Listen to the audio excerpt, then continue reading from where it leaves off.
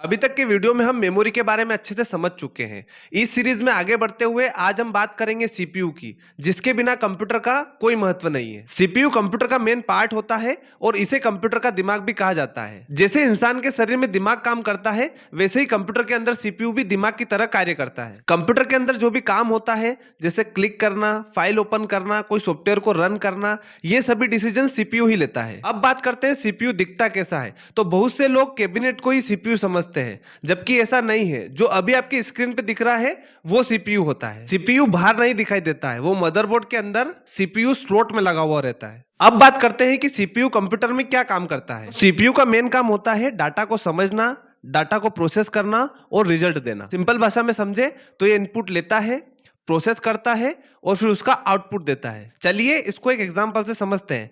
For example, आप अपने keyboard में ए टाइप करते हैं तो ये इनपुट है। सीपीयू इसे समझता है, प्रोसेस करता है और स्क्रीन पर ए शो हो जाता है, ये आउटपुट होता है। और ये सब काम मिली सेकेंड्स में होता है, इसीलिए हमें कंप्यूटर इतना फास्ट लगता है। अब सोचिए कि अगर कंप्यूटर के अंदर सीपीयू नहीं होगा तो कंप्यूटर किस काम का है।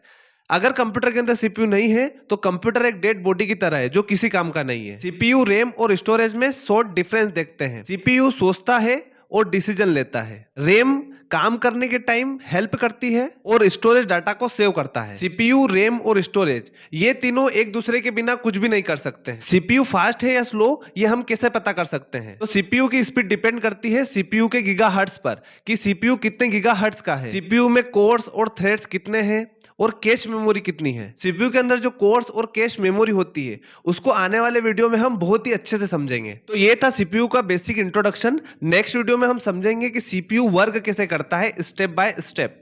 Thank you.